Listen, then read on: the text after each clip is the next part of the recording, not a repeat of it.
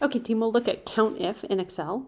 And here's an example. How many sales are over 100? How many sales are by gym? And how many sales in California? So it counts the cells in a range that meet a single condition. And we put the range first and then the criteria. And the criteria has to be true for it to be counted. And it can include logical operators and something called wildcard. That allows us to specify patterns that we're looking for. So again, here's the general structure.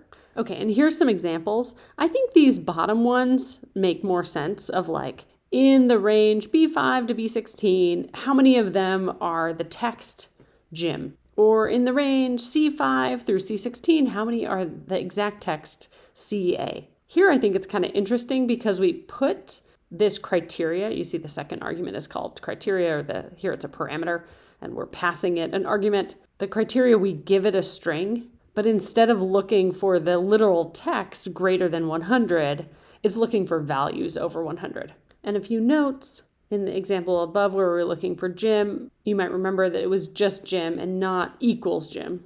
It's case sensitive. It's not case sensitive. So it will ignore whether the individual letters are capital or lowercase, unlike Python.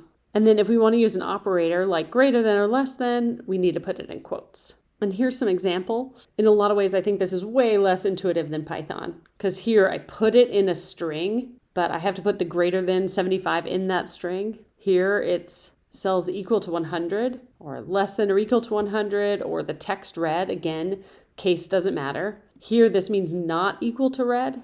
Here it means cells that are blank. Here it means cells that are not blank. So some of these you might just have to look up, and that's fine. We talked about wildcards. So this would be cells that begin with the X. So star means anything can come after it. Here I can see if it's equal to A1. This ampersand, that concatenates things. So here it's saying it's less than A1. So it takes whatever is in A1 and it glues it like a string next to the less than to make something more similar to like one of the first ones, like greater than or less than 75. And whenever we're using another cell like A1, we have to concatenate it.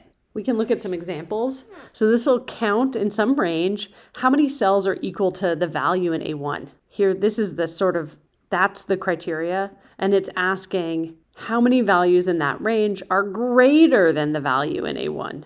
And we've got to concatenate that cell value to our operator there to make a string. And above, we've just been using the essentially a placeholder range, but you can see a concrete example here where it's saying how many of the cells between D5 and D16 are greater than the value that's in F5. So here's an example where they're looking in cells D5, that starts there, all the way through D16, and they're saying, is it greater than the value in F5? And the value in F5 is 125. Part of their point above was actually I can just change that value and then result, that's the equation I'm working with right now. That's cell F8. That's what I'm writing up top. If I changed it to 300 and nothing's bigger than 300, I would get 0.